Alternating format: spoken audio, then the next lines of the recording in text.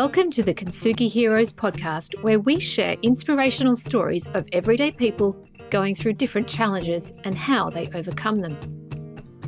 Please be aware that the story you're about to hear may have moments of deeply felt emotions and personal experiences.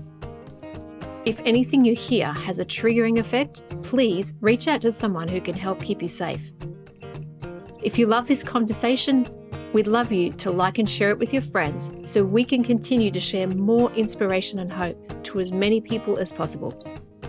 Now, listen up for our next hero story.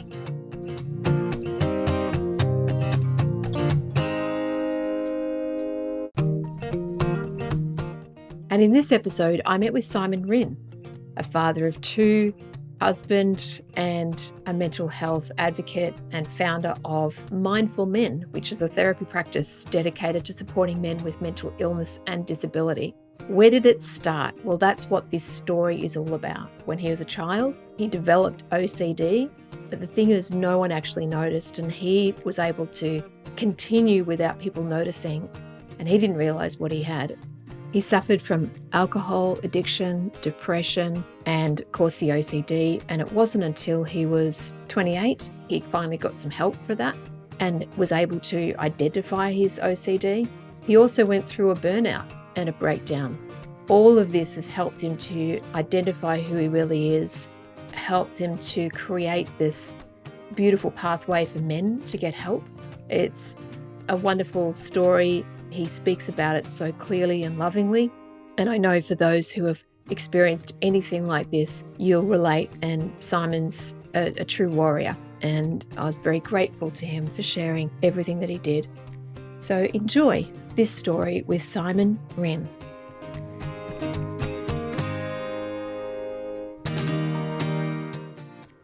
Hello, here we are. It is another episode, and I'm here with Simon Rinne. How are you doing today, Simon? I'm really good. How are you going today? I am really well. I'm very well. I'm excited about this conversation. This is about you. And before we get started, I just want to thank you for coming on Kintsugi Heroes. And I just want to honor you for being open and vulnerable, brave, being willing to share your story. I know it's not easy, and it's a gift that you're giving to the world by sharing a story that can help others. So I just want to thank you for that. No, I'm looking forward to it. I really get a lot of therapeutic benefit from telling my story, and I've told it many times, but the more I can tell it, the more I can inspire other blokes to tell their stories too. So, yeah, really happy to be here and share that story. Wonderful. Well, let's get started, shall we? I would love for you to take us back to where your story begins. I'm going to hand the mic over to you. Well, where I am right now, so about to turn 40 in a few months, so I'm starting to feel old. Losing my hair at a rate of knots. I'm a husband and a dad. I've got two little kids. One's 6, one's 3. We live up on the Sunshine Coast in Queensland, but we're not from the sunny coast. I was born in Adelaide, and I'm glad, like you've asked me to go right back to the start, because I think as a social worker that I am, context is really important to understanding who we are, how we develop over time, and then who we become in our later years. And so I grew up in the 80s and 90s in the northern suburbs of Adelaide. For anyone who's not familiar with that environment, it's very working class. There's lots of pockets of welfare and lower socioeconomic, people living in those kind of conditions, social housing. Like mum was a cleaner, dad worked at the council. So we weren't, hugely wealthy family. We're just an average or lower middle class family, I guess you could call it that.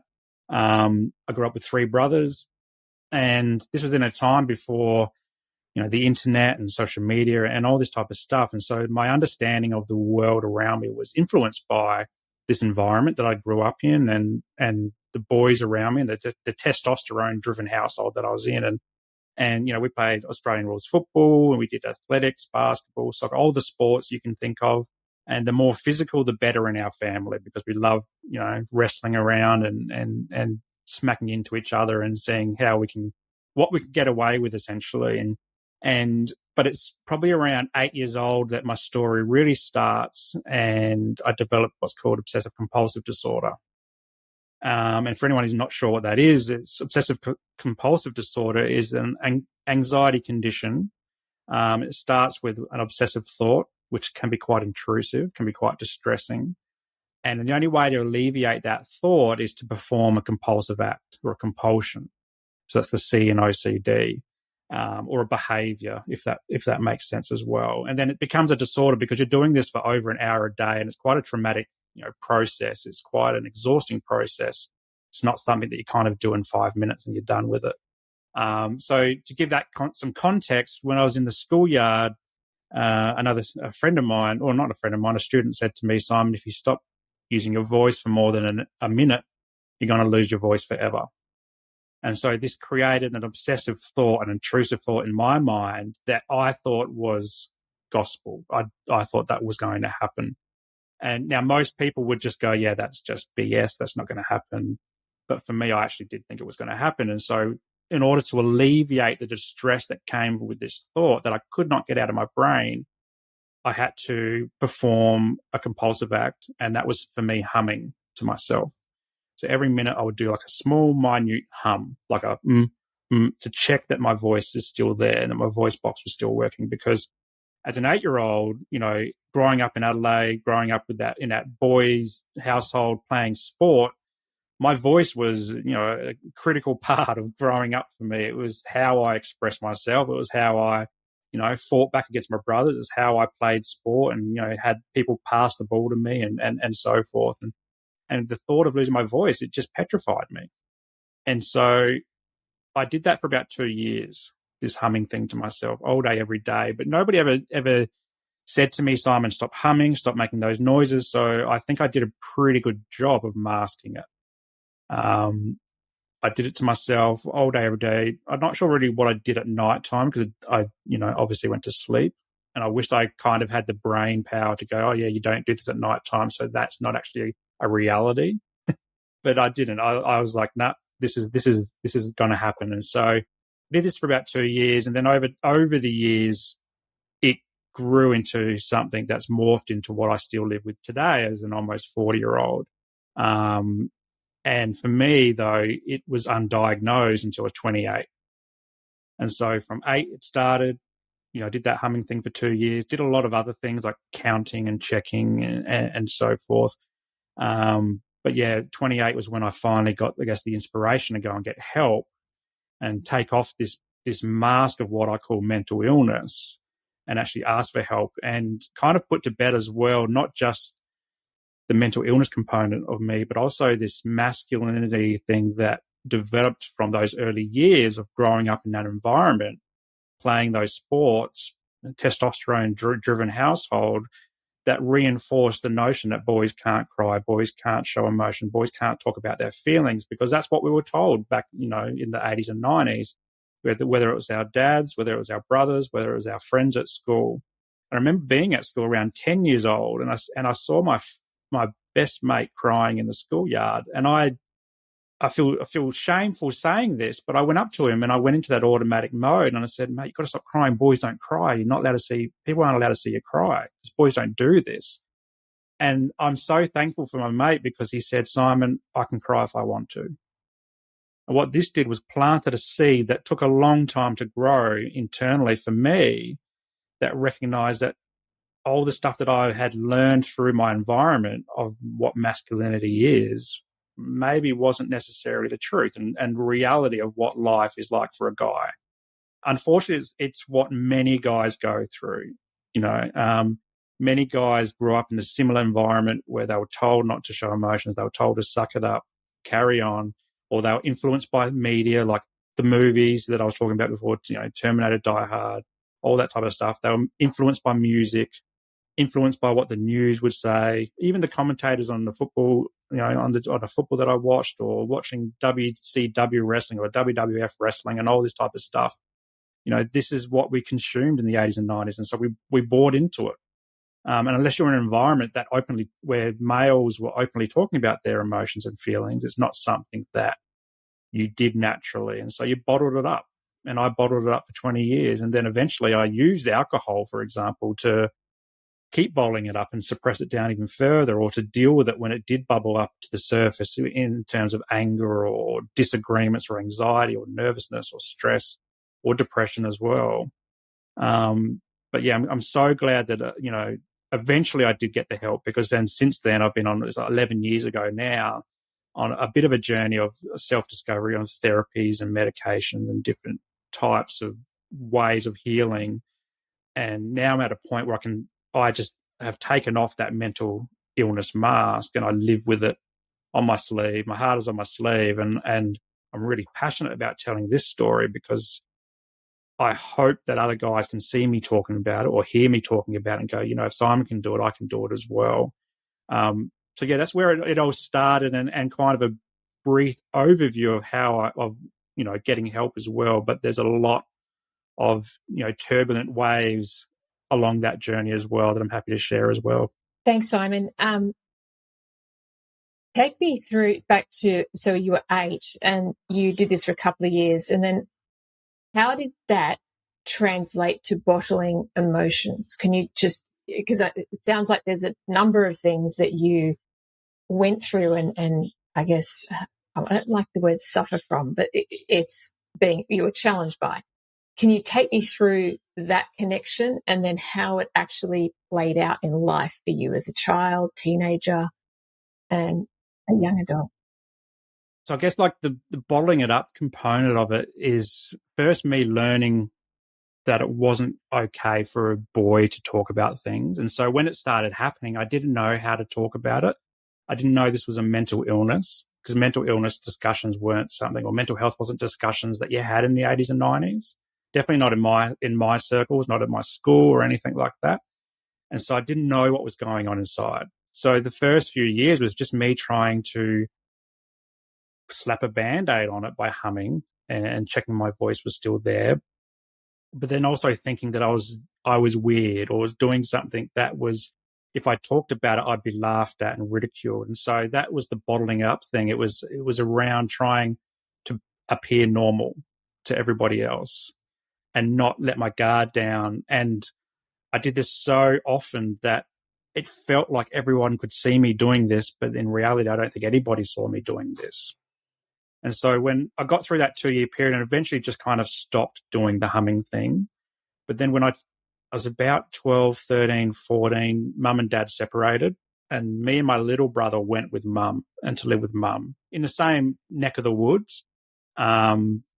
But yeah, we had to go out and rent a house, and mum had to buy all the secondhand furniture. And I remember coming home and having all of our stuff in black garbage bags that we just crammed into the car, and that was it. We didn't know what was going on or anything like that. And then all of a sudden I felt like I became this man of the house, because back in the 80s and 90s, you go around to people's houses and there'll be a man of the house. It's the dad, and they're the ones who might be sitting there drinking a beer after work, or, they're in their blue singlet and their stubbies, their short footy shorts and stuff like that. And maybe they're having a smoke outside, and there's this big persona of what a man looks like, and the man of the house. And if the kid's mucked up, like, he would throw something at you or he'd yell abuse at you or whatever. And he was kind of like this intimidating figure, but he was a protector.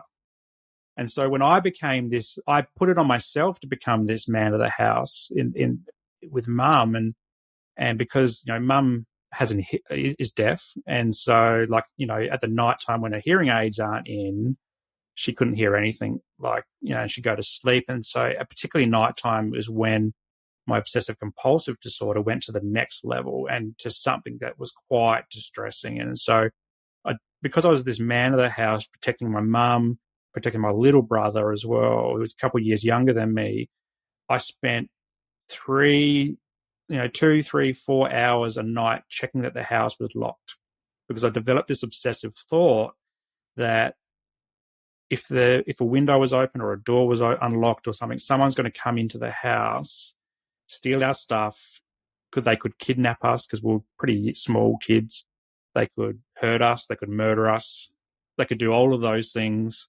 And then addition to that, I felt like if there was an appliance on in the house, an iron, the stove, the door of the fridge was open or something, it was going to also catch on fire and burn us all alive, essentially. So these are two obsessive thoughts that came into my mind as a 13-year-old who felt like he needed to be a protector of the household and the man of the house.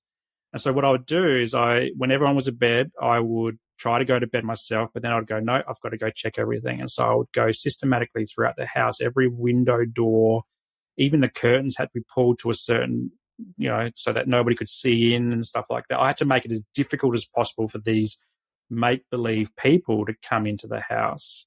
And so I would check doors, windows. I'd even go outside checking gates in the middle of winter, freezing cold or pouring down with rain. I'd be out there checking gates in the middle of the night, just 13-year-old.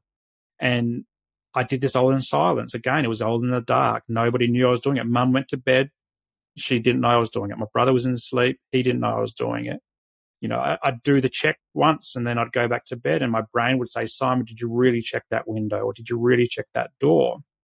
And it would tell me that I didn't, or that it would tell me that when I walked away, the most minuscule wave of air that came from outside might have unlocked the door or the window, or the fact that I went and checked the door might have unlocked it in the process.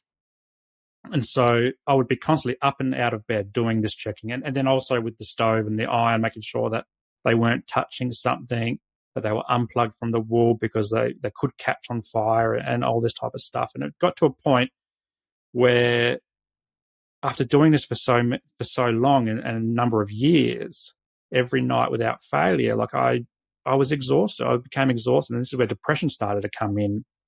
But again, we didn't talk about depression. It wasn't something that we knew how to talk about. So again, it was bottling it up. It was me trying to essentially outthink a disorder that is based purely on thinking, if that makes sense. Like I was trying to outthink something that is destined to think and make me think. So that was happening as well. And then it manifested into the daytime as well. So I'd go to school in my school bag and I'd be constantly checking my wallet and phone, and keys were there. So I eventually got a phone, but at the start it was a wallet and keys. So I'd have that in the front pocket of my bag, and then I'd walk 10 meters off, out of the car, or even in the car on the way there. Mum would be driving. I'd be checking my bag constantly. Have I got my wallet in there? Because that's got my address and my identity. And when I got a job, eventually I had my bank card in there, and then now I've got 500 cards in there. I don't know what's in there. And my keys, because if they got my wallet and they got my keys, then they know who I am, where I live, and they can access the house. Just petrified of this happening for the same reasons as the locking of the house as well. And so I would check, and then I'd close my bag, the zip on my bag, and then I'd put it back on my back, or I'd put it on my lap or on the floor, wherever it is. And then my brain would say, Simon, are you sure you checked this part of it? Are you sure the keys are all on the key ring perfectly so they're not going to fall off and you're going to lose that key? Or in the process of checking, did your keys or wallet, and then eventually phone, and then eventually work pass when I became an adult and started working, did that magically fall out of your bag in the process of you checking?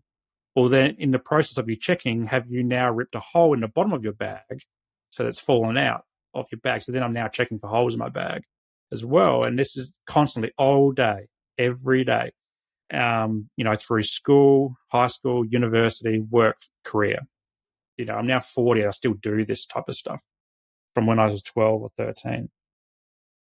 And again, this is all bottling it. I bottled it all up because I didn't know how to talk about it. It felt really weird. It felt really stupid. And it's funny because when you talk about mental illness, and I think back to the humming thing, it often sounds so stupid when you talk about it, or you write about it, or you post about it on social media. But when you're living with it in your head, it is so real. It is like it's 100% going to happen if you don't do this, this, and this. And particularly for OCD, because you have to do the behaviors to alleviate the anxiety from the obsessive thoughts. And I love sharing all these stories, these intricacies about OCD, because when you think about OCD and when people talk about OCD, it's quite a trivialized condition. So I'm not sure if you've ever been in a workplace or at a barbecue and someone's like, oh, my OCD is killing me because this thing's out of place. or my OCD is killing me because, and this was a classic one in the workplace, is because this PowerPoint presentation hasn't got a full stop at the end of this sentence. This isn't OCD. This is just people like who are pedantic about things being neat and tidy. OCD is a debilitating condition. There's people that, that there's a lot of jokes around washing your hands in OCD, and there is an element of washing your hands in certain types of OCD. So if you have what's called contamination or germ OCD, you might wash your hands a lot because you have this fear that if you touch something, you've now got germs on your hand, and you're either going to die or somebody else is going to die as a result of this germ getting passed around. It's not just because you like clean hands. It's actually because you have a fear, this overwhelming fear that something bad is going to happen. And to the point, you'll be washing your hands where these people are bleeding, they've got cuts all over them, their skin is just withered away because they wash their hands so much.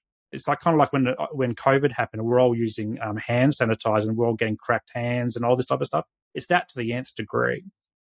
And so, but it's not for everybody. It's like, I don't do that with my OCD. And if you come to my house, it is a mess because I've got 2 kids under 6, who are 6 and 3.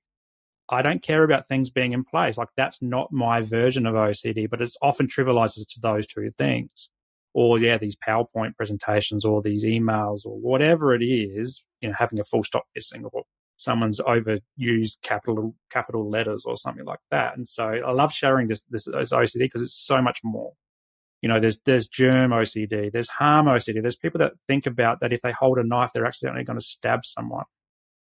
They don't want to, but the obsessive thought is that they can't alleviate is I'm going to stab someone if I hold this knife. So what they do is they might avoid knives or they lock knives away.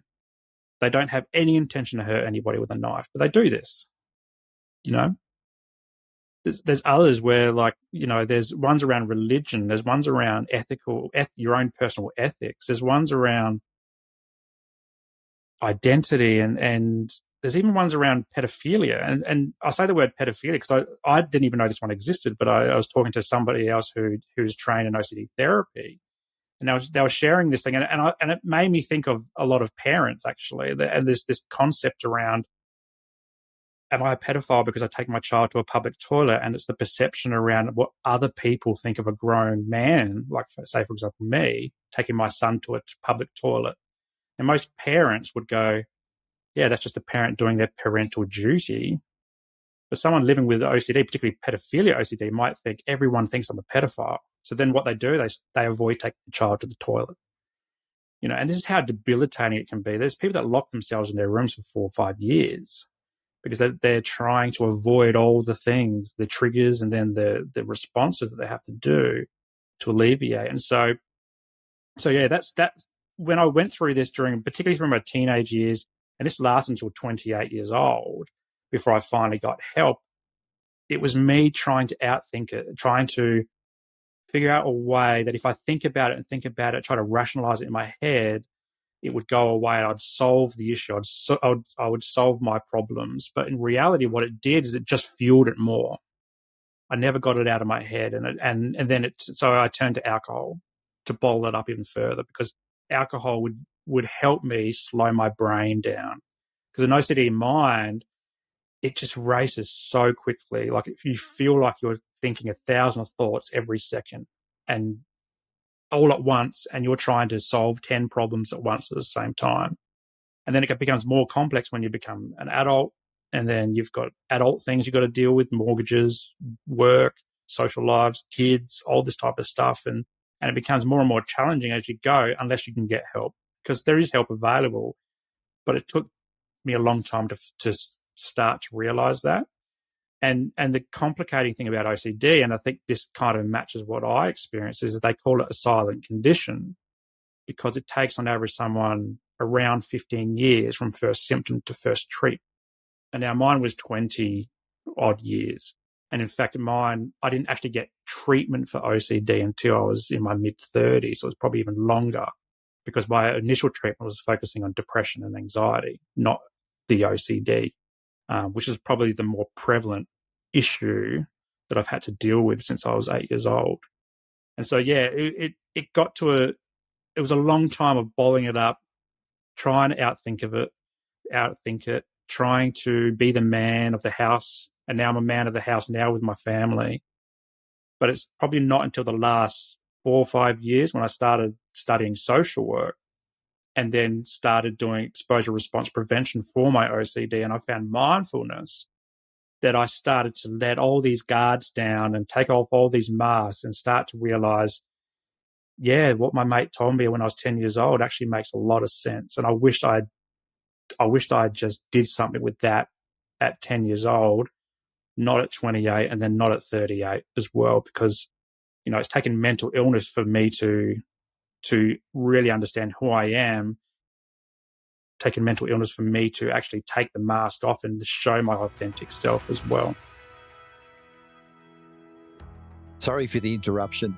This is Ian Westmoreland, the founder of Kintsugi Heroes, and thank you for listening to this story from one of our amazing heroes. Our mission is for these stories to provide hope and inspiration to people experiencing life challenges, and to also educate the broader community on how best to provide support. If you would like to help us to continue to produce more hero stories and cover more adversity themes, we would welcome all donations. These can be made via our website, kintsugiheroes.com.au. The donate function is at the bottom of the homepage. We'd also welcome any feedback. You can email me direct using ian@kintsugiheroes.com.au. Now let's get back to the story.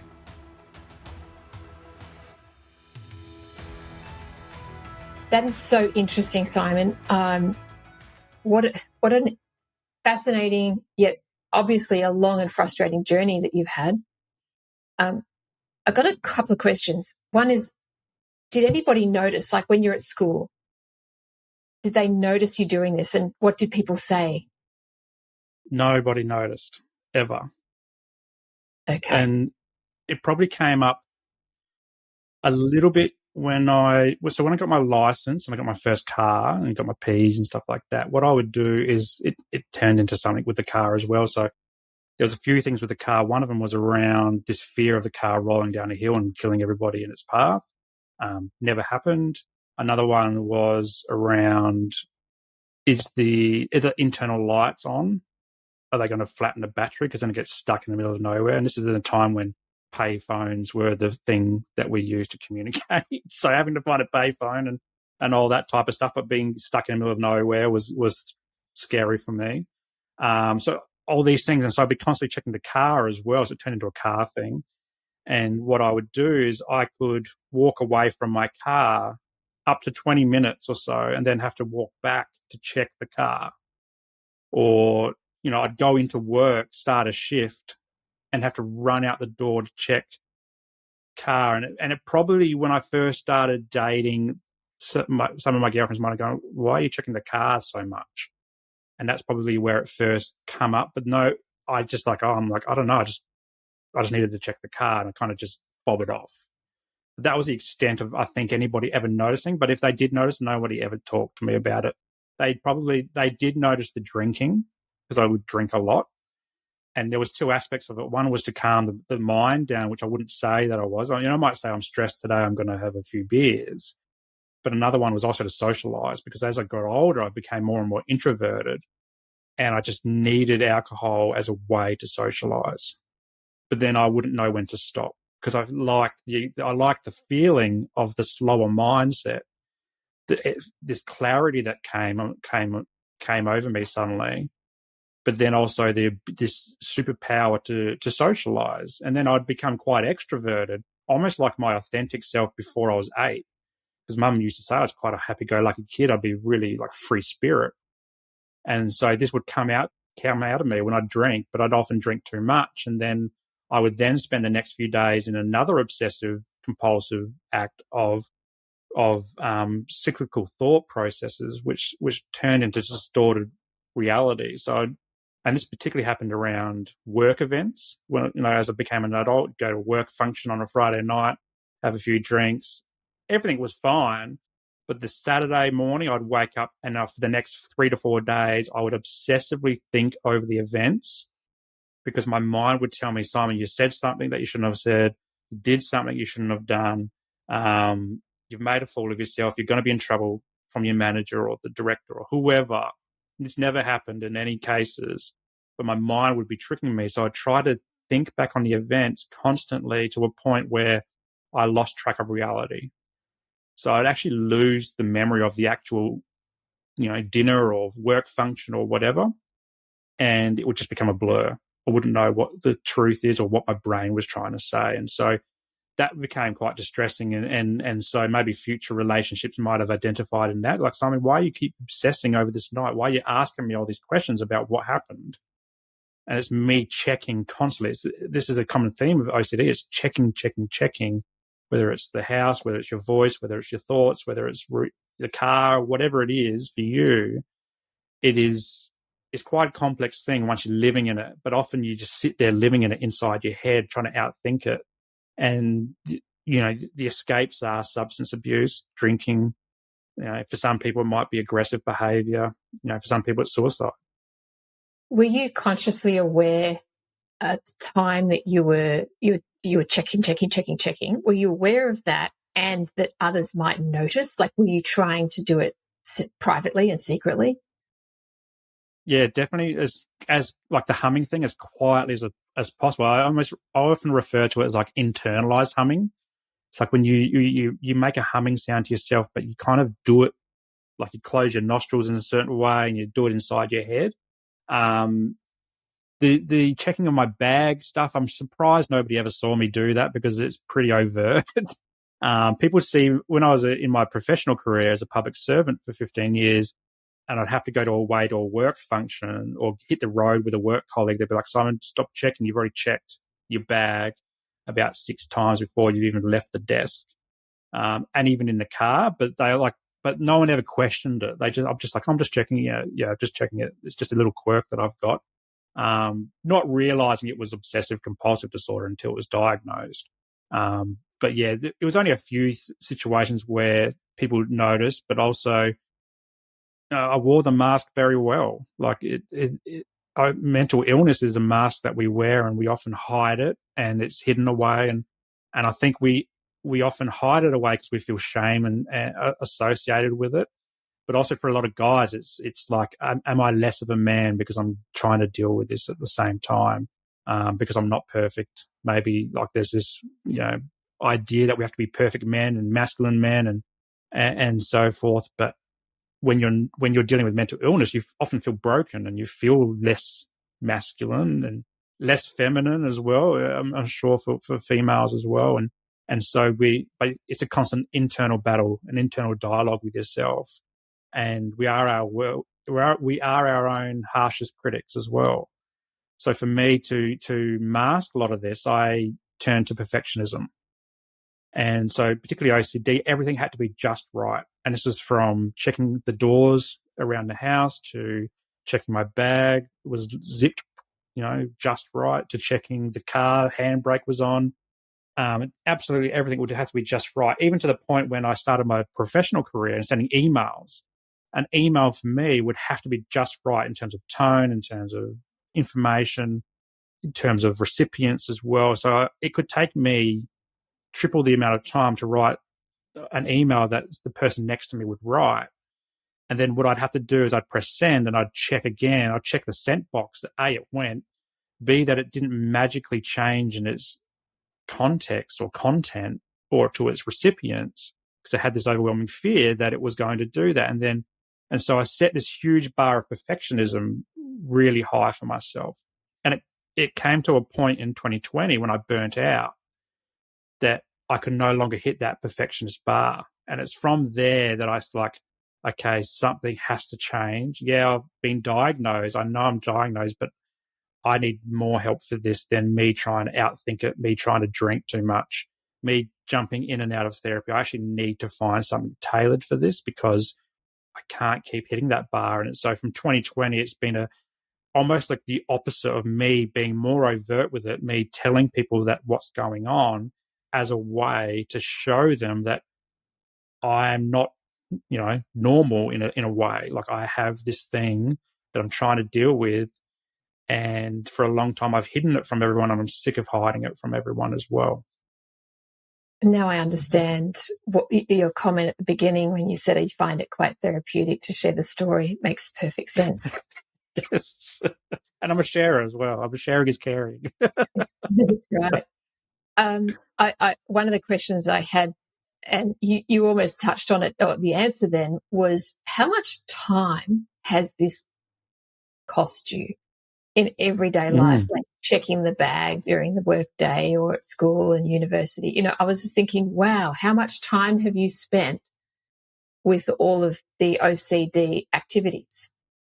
Yeah, well, it's since probably 8 years old up until almost 40, so all day, every day for that period of time.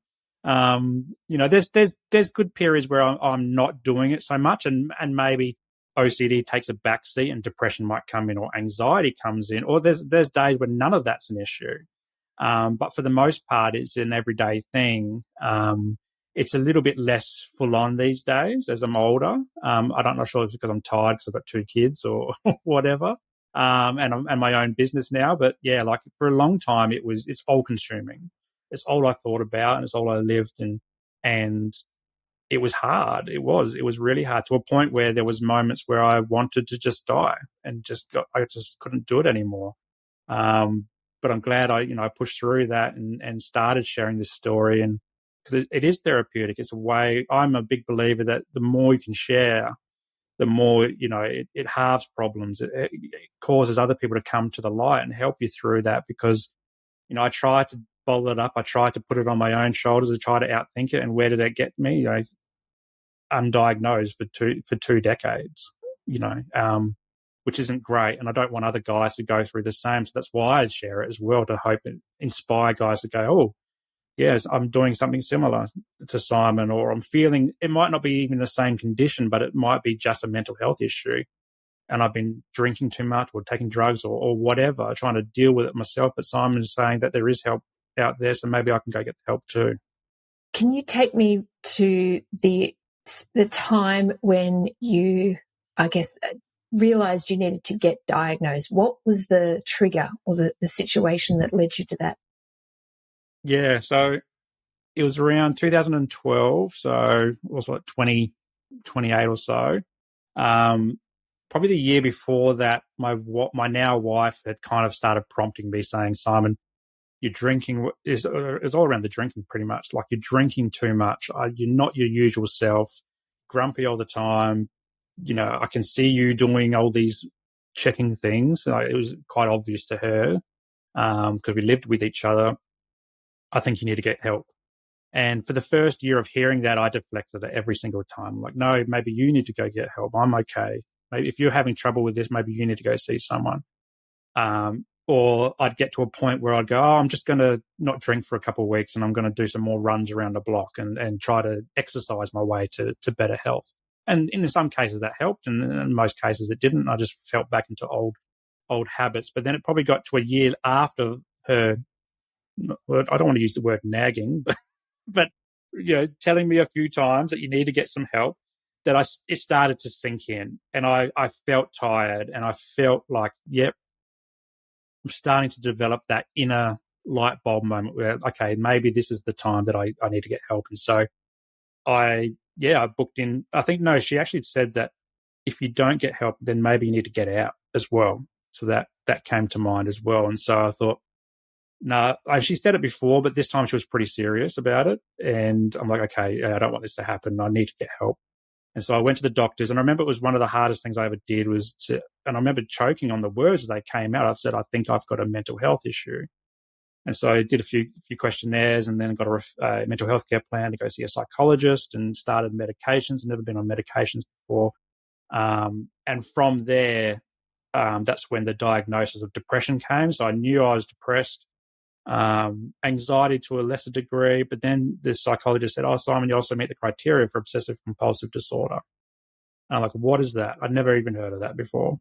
And that started a bit of a process of discovery, but then it also, and that discovery was 10 years of different therapy. So I've seen psychologists, psychiatrists, counselors. I've seen social workers as well, lots of different types.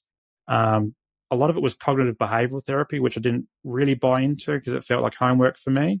But that was, I think, channeling more the depression, anxiety, but I really needed more help with the OCD, which cognitive behavioral therapy is helpful for OCD, but it's not the best thing for OCD. And so it was a lot of trial and error and me dropping in and out of therapy as well. But it was that moment, where I think that light bulb moment where I'm started to go, okay, yep, something needs to change. And I often find, like, these days I'm a therapist myself, and the guys that come into therapy with that light bulb moment, they're the ones that really get the benefit because they're the ones who are willing to change. As opposed to if I got dragged there kicking and screaming, I wouldn't have taken anything in, and it would have been a more deflection and more alcohol abuse and so forth over the next few years. Yeah. Understandable. And when did you tackle the alcohol abuse? It's been an ongoing thing. Like, it's really hard.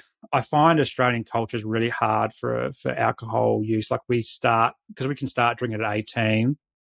We generally start drinking at 15 or 16, and particularly in my social circles, it was a big thing. And I remember seeing, like, everyone's heard of the David Boone thing of, being on that flight over to the UK and smashing so many beers. And this becomes idolized in young blokes culture. Like, oh, how much can we drink? How can we wreck ourselves? And so from an early age, it's been ingrained in my life. And because it came with that quietening of the mind as well for me, and the socialization, I guess, input as well. Like, I just felt like it was a superpower that I had. So I'd drink and come out of my shell, but also get that relief. And so, since I was 15 until now, like, it's still an issue that I struggle with. And there's periods where I can go off the alcohol. And I think as I get older and I'm a dad, I'm more mindful of it now because I don't want my kids to see me drinking all the time. And so, like, last year I had 3 months without drinking at all, and it was really great. And it actually coincided with AFL Grand Final day for me, which is that usually every year I'll just get wasted because it's like the biggest day of my year. I love my footy. Like, so many guys would have a day like that, whether it's Bathurst, whether it's the Ashes, whether it's the Boxing Day test or whatever it is, if you love sport. And for me, it was AFL Grand Final day. So I actually didn't drink in the last AFL Grand Final day, which wasn't too bad because it was an absolutely terrible game. It was over in the first 10 minutes. So we took the kids down to the swimming pool at the hotel that we were at, and it was actually a really good day. But it's been an on and off problem for me, and I still admit to that. And even more recently, I've been a bit stressed, but I think I'm more mindful now of why I'm drinking so much. So if I'm drinking a lot, it's because maybe I'm stressed. So then I have to look at the other things in my life to go, okay, why am I stressed? And then tackling those things. And then what I find from there, having the knowledge now, both from a social work perspective and also my lived experience as well. And I guess also the mindset that I'm in these days compared to 5, 10, 20 years ago, is I can cut back a lot quicker than I used to. It used to just be me just drinking a carton of beer every weekend or whatever and deflecting any issues to anybody else and not taking responsibility. So these days it's more of a mindset thing, but it's still an issue. And I admit that, like, it's something that I work on, and I probably will work on for a while, yeah. The healing journey is not a straight line, is it? Absolutely. It's I often refer to it as like a roller coaster, and often we could be going up and feeling great, and then there's other times where we're hurtling down to earth, feeling like we're about to face plant into the ground. There's other times when we're hanging over the edge, spewing our guts up, and then we get off, and then we feel great, and then all of a sudden we're back on it, and off we go again. So yeah, it is a intertwined, difficult process that is different for everybody as well. I often hear people say, how long is this going to last? I'm like, well, for me, it's been 30 years. For you, it could be 3 weeks. I don't know. Like, it's just however long it takes. Just embrace the journey, really. The more you can embrace it, I think the quicker you can get through it and the less turbulent it becomes as well. How are you today? Like, if you look back on the journey that you've been on, you've obviously gotten treatment. You're working on things every day. You've obviously changed careers. How have you integrated the acceptance of having this mental health condition of OCD into your life, and how is it today? Yeah, it took burnout to get to that point. So I've got a lot of mental health issues that influenced me over time. But 2020, just to give a quick overview, I was working full time in my 15-year career, so 9-to-5 job. I was studying a part-time master's degree in social work because I really wanted to change careers as well. I'd had enough of the old career. 2 kids under, I think, 3 or 4. I'm not great with how old they are. I should know better as a dad.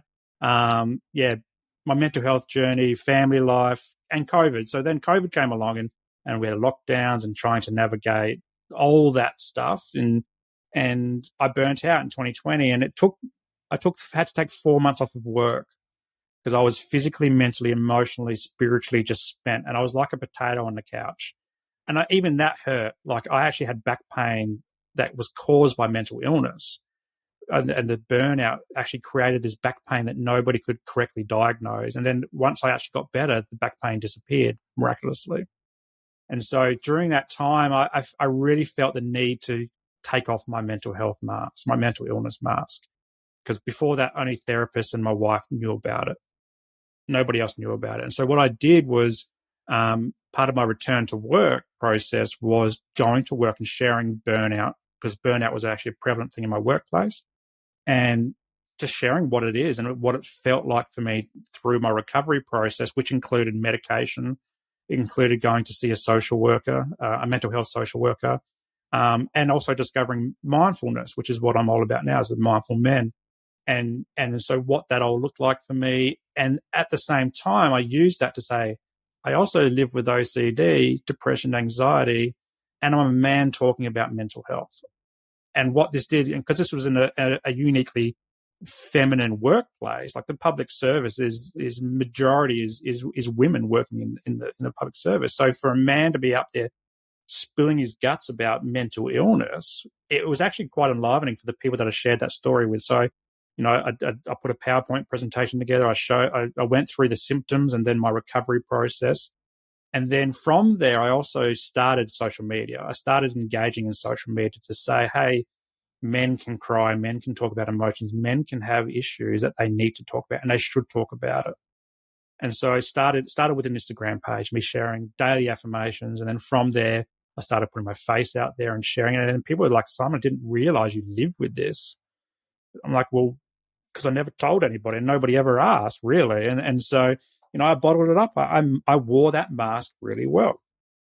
And so from there, I started to embrace more mindfulness-based practice. So I'd never really got into mindfulness before, but I was introduced to it by a social worker. And then again, a couple of years later, by a psychologist who was really Zen-like psychologist. He wasn't like this is CBT and we're going to do CBT. He was like, no, let's throw that out and let's become like monks in the therapy room, which I just loved because it was different. It was connecting with a different aspect of me internally that I never engaged with. So the spiritual side of me.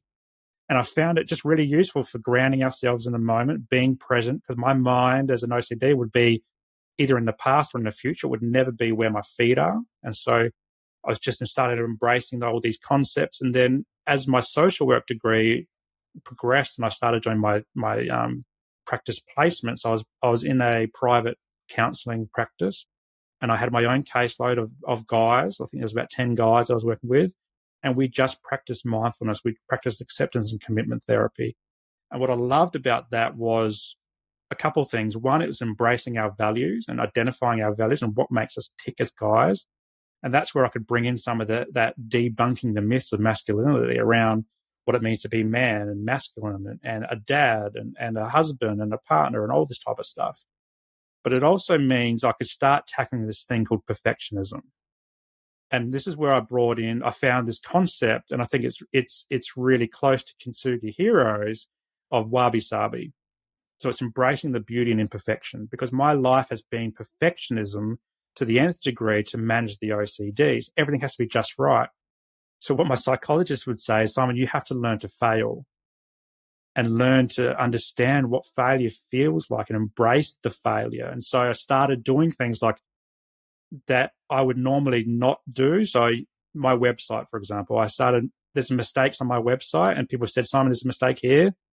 Because usually my things are pristine. I'm like, no, I'm leaving it there. This is me embracing imperfection. Like, it's a little failure, but it's a failure for me. Other things like, there's, in my daily life, just embracing imperfections as well, trying not to check so many times or trying to change the way I checked. And so by embracing these things and through also the social media, I started to become more comfortable with who I was. But then the value of social media, and a lot of people hate social media for lots of very valid reasons, was I found an OCD community that I never knew existed. So I started liking and following people that had OCD. And they introduced me, and this is all over the world, and they introduced me to this thing called exposure response prevention, or ERP, which is the gold standard for OCD treatment. I'd never heard about it. Even though I was diagnosed with OCD, nobody had ever spoken to me about it. So I started Googling it, and actually there's not many therapists that do ERP therapy, which comes under cognitive behavioral therapy. But what cognitive behavioral therapy does is it focuses on your thoughts and just focuses there. But ERP focuses on your behavior, so the checking behaviors or the humming or the checking the door, checking the locks. It's not so much on the thought, because the thought will always be there. It's about your response to the thought. And I found one up here on the sunny coast, a therapist that did that, and I started working through that. And from there, I found this way to manage the OCD and get better. And then, a couple of years down the track, I got to a point where I could start my own therapy practice, leave my career behind, and just put all this mess of life and learned experience through both my lived, 8 to 28, 28 to 38, but also the therapy that I've been in and the social work, and put it in one big pot. And this is Mindful Men now. So it sounds very messy, but there's a lot of method in the madness. And what I love about it now is that I now have a dedicated mental health and disability therapy service for men, because there's not many for men around. And the idea about it is that you Google in there therapy for women, there's heaps of those. Therapy for mums, there's heaps of those. Therapy for kids, there's heaps of those. The therapy you find for men is usually because they've been in domestic violence situations, or they've been incarcerated, or they have substance abuse. They're specific to those issues. But my therapy practice is more for just guys who just want to talk and they want to debunk some of these myths of masculinity. And I can say I've lived it. I've walked in your shoes. Yes, our shoes might be different. They might fit differently. There might be some different sizes and different paths that we've walked on. But if you're telling me that you feel like crap, I know what that feels like. And in fact, just because I'm a therapist, it doesn't mean I don't go to see therapists myself, because I still live with it today. Like, it's not something that I've healed from, but it's something that I've now turned from my pain into my fuel for my passion. And so that's where I am now, is doing this as a social worker and leaving that old career behind that wasn't fulfilling me, and living a life that's more authentic from a mindfulness-based approach. And without that mask is off now. And so I'm very active in the social media and podcasts and everything about sharing the story, because this is the face of mental illness. It's just an everyday bloke that you could be sitting next to on the bus. Yeah. Exactly. I absolutely love it, Simon. I love how you've embraced you, and you're bringing yourself to the world, and you're authentic, you're vulnerable, you're open, and that is the path to healing, but it's also the path to connection and helping others to heal. And for us to be, I think just part of it also is, and I get this from all the other conversations I have with the Kintsugi Heroes, is just reconnecting as human beings. And part of being human is actually connecting with others and reaching out, giving them a hand, understanding their pain, learning from them. That's all part of this journey of being human. And I love how you are you're fully embracing that. And, you're not, no one's perfect. There's no such thing as perfection. And just accepting the humanness of us all is, I think, the goal. And I love the approach you're taking, and congratulations on, having your own business to support them in their journeys and their paths, because it's really needed. I just want to congratulate you. It's just really heartwarming and unique what you're doing. Yeah, thank you. I often hear, like, my mental illness or because I was working in the disability space, like, my disability doesn't define me. But I think in a way, particularly for me, it does define me, and it helps me define myself and see myself when I look in the mirror. This is me, and I can see it as fuel now. Like, for a long time, it was pain. And even today, like, it's still painful sometimes. Like, there's weeks where I struggle. Like, I had a client the other day said, Simon, what, do you know what it feels like to feel depressed? I'm like, yeah. Like, last week I was feeling depressed about this. And I went and saw my psychologist, or I've got a psychiatrist appointment coming up, and I'm going to talk to him about that. And just that connection there, they can go, oh yeah, like you're helping me, but you've done it. Like, it just builds that connection. And it's such an important thing in the therapy space is having that connection with your therapist as well. And that's what I love about the lived experience of mental illness and disability as well, is that it just gives you so much that books can't give you. And, I wear it as fuel. Like, I get other people, they don't want it to define them. They see themselves as being bigger than that. But for me, it's my fuel. And that's what, it just drives me every day. It bounces me out of bed now. I've taken off that mask and bounced out of bed. And I do podcasts at 5 a.m. in the morning sometimes to talk about the story, whereas I would never have done that in my old career because it didn't have the same effect. And so me embracing it just gives me this drive, and I just hope other guys can come along for the ride as well. I hope they do too. Simon, as we come into a close, I've got a final question for you. If there is someone out there who's listening to your story and they can identify with any part of your story that you've shared, is there something you'd like to say to them and leave them with? Yeah, absolutely. I think you need to find that light bulb moment where you're ready to talk about it. And it doesn't have to be with a therapist. You don't have to go into medications and all that. There's a lot of shame and stigma associated with all that. So to start with just recognizing in yourself that maybe it's time for a change.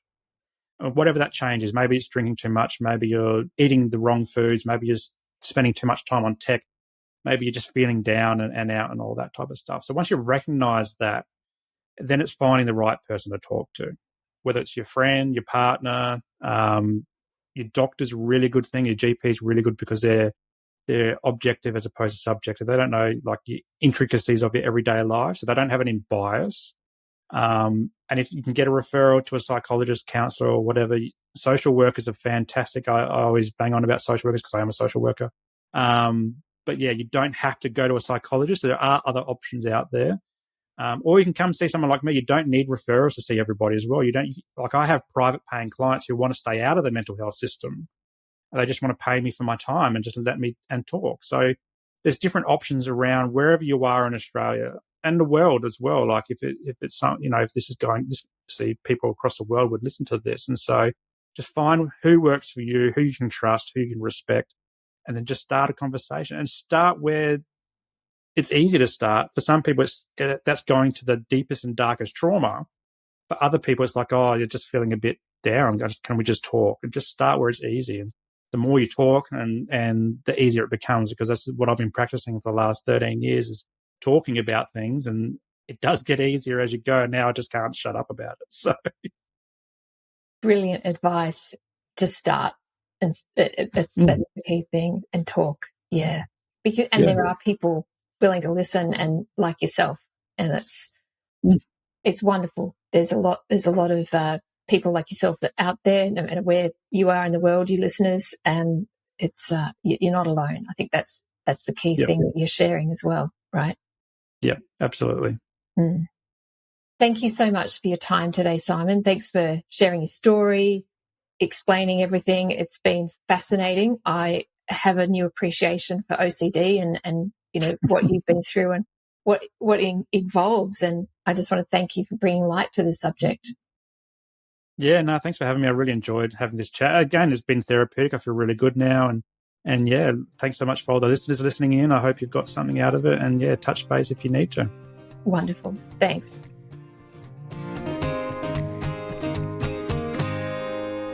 We hope you've enjoyed this episode of Kintsugi Heroes. Please like and share the show to your friends so we can get this out to even more people. If you have a story you'd like to share with us, please reach out using the contact details below. And join us next week for our next hero's story. Until then, keep being you, and remember that we are all heroes in our own unique way. Only when it's broken. Only when it's broken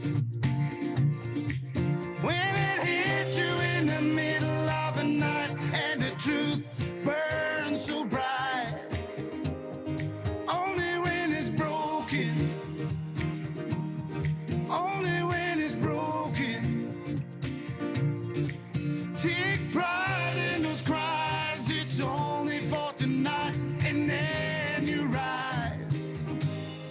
Only when you're broken. Only when you're broken. Only when you're broken.